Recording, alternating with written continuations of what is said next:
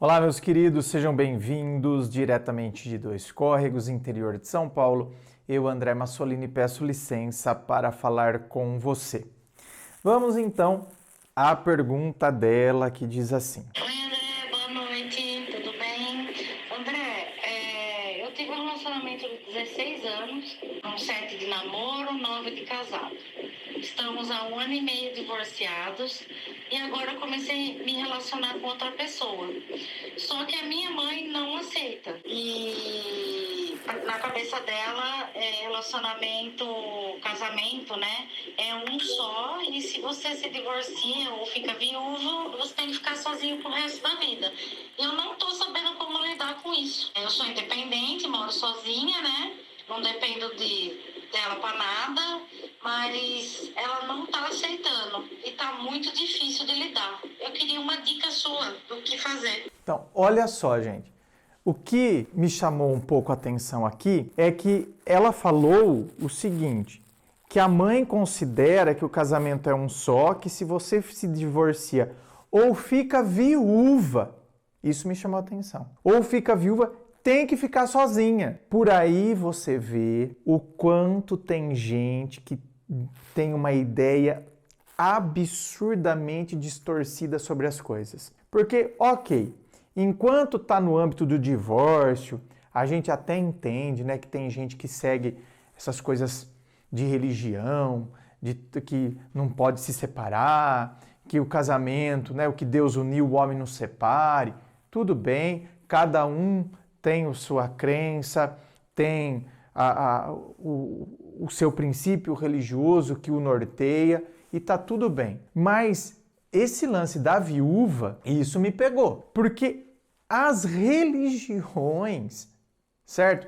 Mesmo aquelas que consideram que o divórcio não está separado, você não pode casar de novo, porque senão você vai estar em pecado. Então, mesmo essas que têm essa visão sobre a separação, sobre o divórcio, jamais vão ter essa visão sobre quando você ficar viúva. Ou seja, tá vendo?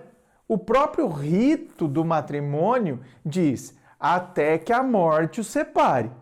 A morte separou, você está livre para ficar e se relacionar com outra pessoa. E você pode inclusive se casar de novo na igreja, com as bênçãos da igreja. Só por isso, minha querida, você deveria perceber o quanto a sua mãe tem uma visão distorcida e, portanto, não deveria se abalar por essa opinião. Veja bem, uma coisa é isso ser um incômodo. Ai, poxa vida, minha mãe também, hein? Ou seja, ela vai ficar encrencando com o meu namorado atual? Então assim, ó, é um desconforto. Agora, eu não deveria ficar chateada, a ponto de, inclusive, eu começar a acreditar que eu tô errada. Sabe? Porque tem gente que buzina tanto na nossa cabeça, e principalmente quando a pessoa é uma pessoa que a gente tem uma ligação afetiva com a pessoa. E aqui nós não estamos falando de qualquer ligação afetiva. Nós estamos falando da mãe, que é uma super ligação afetiva. Aqui, portanto, se você não tomar cuidado, a chance da pessoa ficar buzinando e por causa dessa ligação afetiva, eu começo até a duvidar de mim. E eu começo realmente a acreditar que eu estou cometendo um sacrilégio. Que o fato de eu estar conhecendo alguém está totalmente errado. Então, por isso que eu estou te dizendo. Aqui a sua mãe te deu uma chave de leitura para você perceber que o argumento dela está fora da casinha, que é a questão da viúva. Agora, ainda que a sua mãe não tivesse dado essa chave de leitura, ainda que ela ficasse só na questão do divórcio, aí você tem que entender que o pensamento dela é dela e o seu é seu. Sabe aquele princípio do uma coisa é uma coisa, outra coisa é outra coisa? É isso. E que, portanto, eu posso entender o pensamento dela, né? Se não fosse a questão da viúva, que fica difícil entender o pensamento de alguém que fala o oposto de tudo o que as religiões falam, já que seria esse o discurso, né? O casamento é um só, isso aí é discurso religioso. Ainda que o discurso fosse só do divórcio, e um discurso, então, orientado e norteado a partir da religião, ainda assim, né, você poderia dizer, mãe, eu respeito o seu pensamento, tal, Mas eu peço que a mãe também respeite o meu, porque o meu casamento não deu certo, nós nos divorciamos, ele vai seguir a vida dele e eu vou seguir a minha vida. E aí você tem que fazer uma pergunta para a sua mãe, por exemplo. Porque, por vezes, a gente precisa buscar ativar o modo racional da outra pessoa. E aí, às vezes, com perguntas, a gente consegue ativar o modo racional do outro. Ou não. Depende o quanto a pessoa também está fechada dentro do próprio pensamento, dentro do próprio orgulho. Então, eu posso fazer uma pergunta.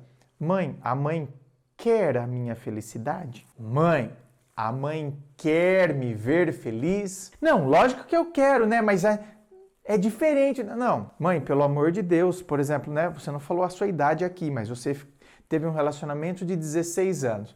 Então, vamos imaginar que você começou, né, esse relacionamento quando você tinha 20. Então, quer dizer, mãe, eu tô com 36 anos. Então, quer dizer, agora, do jeito que a mãe tá falando, se eu tô com 36 anos, já pensou, se eu morrer 70 anos, então, quer dizer, agora eu tenho que ficar 34 anos, quer dizer, eu tenho 36 e eu vou viver mais 34 anos aqui, tipo, só aqui, eu comigo mesmo. Tem problema eu ser solteira? Tem problema eu ser sozinha? Nenhum, mas eu não quero. Aí teria que ser por causa de uma decisão minha. Eu não quero, eu quero ter alguém. Por aí você vê que não faz o menor sentido. E aí, né, às vezes a gente tem que, você não precisa falar isso para sua mãe, mas às vezes, minha querida, a gente tem que desenvolver uma outra linha de raciocínio também.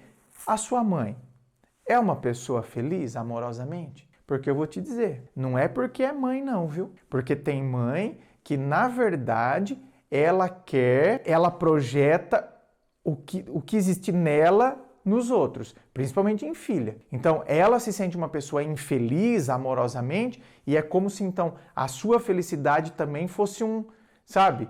A sua felicidade realçasse a infelicidade dela.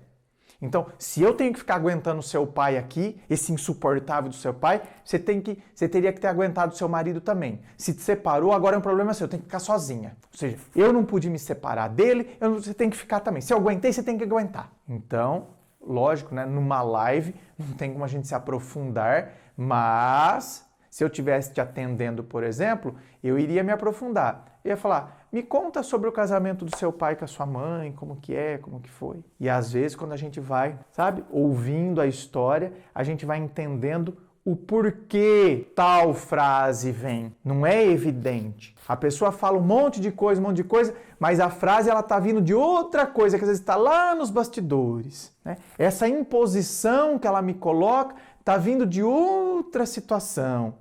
Está se revestindo do religioso. O casamento é um só.